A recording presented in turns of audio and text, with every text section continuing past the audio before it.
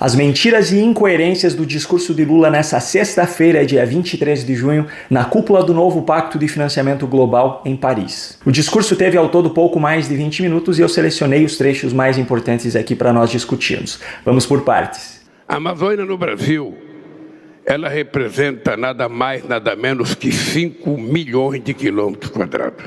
E além dos 5 milhões de quilômetros quadrados da Amazônia no Brasil, nós temos a Amazônia equatoriana, a Amazônia colombiana, a Amazônia peruana, a Amazônia venezuelana, a Amazônia boliviana, a Amazônia da Guiana, a Amazônia do Suriname e a Amazônia francesa. Essa informação é falsa, é mentirosa ou então um simples erro de números como a esquerda costuma relativizar aqui no Brasil. O bioma Amazônia tem cerca de 6,7 milhões de quilômetros quadrados, só que isso inclui, é claro, a floresta que está localizada também em outros países da América do Sul. No Brasil está cerca de 60% desse bioma, o que corresponde a cerca de 4 milhões de quilômetros quadrados. Ou seja, esses 5 milhões de quilômetros quadrados que ele disse não corresponde nem ao bioma inteiro e nem à parte que está localizada no Brasil. Vamos para mais um trecho importante. No campo do setor de energia elétrica,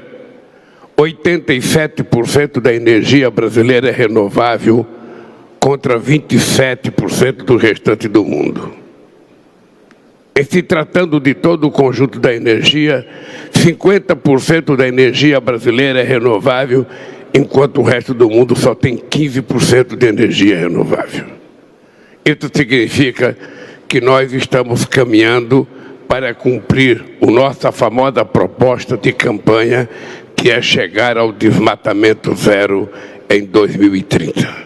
Aqui tem uma baita incoerência e eu vou explicar o porquê. Primeiro, Lula dizer que a produção de energia no Brasil contribui para a preservação da floresta amazônica e para o cumprimento da promessa de desmatamento zero que ele fez durante a campanha, não faz muito sentido porque, se nós analisarmos os dados, a maior parte da produção energética no Brasil, mais da metade da produção energética no Brasil hoje vem de usinas hidrelétricas, como é o caso da usina de Itaipu, por exemplo, que é a maior usina que nós temos no Brasil. Só que tem mais o fato de que as usinas hidrelétricas para sua construção e funcionamento envolve o alagamento de uma grande área para o seu reservatório de água. E isso é completamente diferente de preservação de florestas. Então não faz sentido dizer que a produção de energia no Brasil contribui para a preservação da Amazônia. E em segundo lugar, uma incoerência maior ainda. Você deve lembrar bem que durante todo o período de campanha eleitoral para as eleições presidenciais do ano passado, Lula, inclusive nos debates, acusou o Bolsonaro o tempo inteiro de ter aumentado o desmatamento na Amazônia, de ser culpado por isso e etc. Agora, Lula diz que a matriz energética brasileira contribui para o cumprimento da promessa dele de campanha em 2030.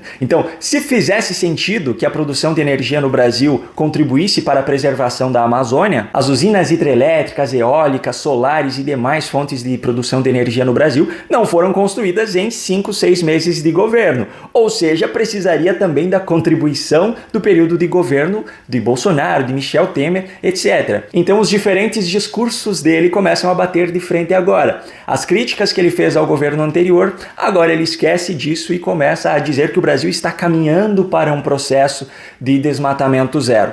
Por sinal, os dados mostram que nos primeiros 5 meses do governo Lula, o desmatamento na Amazônia aumentou, ou seja, o que ele prometeu é bem diferente daquilo que está sendo visto na prática. Vamos agora para o próximo ponto. Ou seja, nós estamos num mundo cada vez mais desigual e cada vez mais a riqueza está concentrada na mão de menos gente e a pobreza concentrada na mão de mais gente. Isso daqui é mentira pelo seguinte: o número de milionários no mundo e no Brasil cresce todos os anos. Segundo um levantamento do Credit Suisse, de 2020 a 2021, por exemplo, houve um aumento de 5,2 milhões no número de pessoas que são consideradas milionárias, ou seja, que têm uma fortuna superior a 1 milhão de dólares.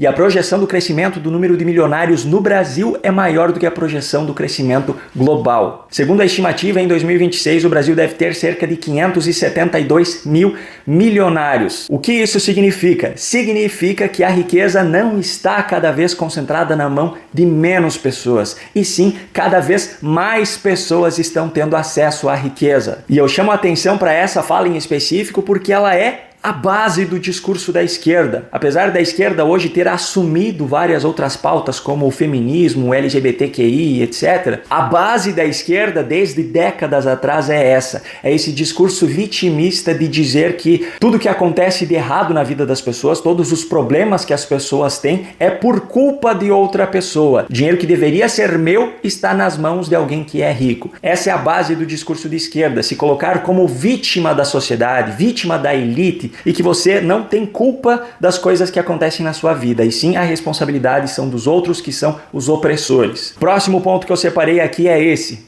A ONU foi capaz de criar o Estado de Israel em 48 e não é capaz de resolver o problema da ocupação do Estado palestino.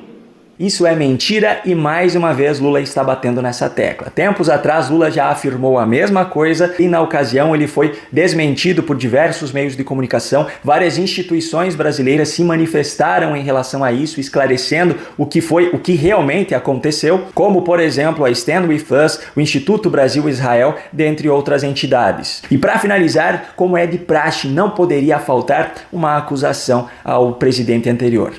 E tenho muita tristeza que voltei à presidência da República agora. O meu país estava pior do ponto de vista democrático, porque tinha um fascista governando o país.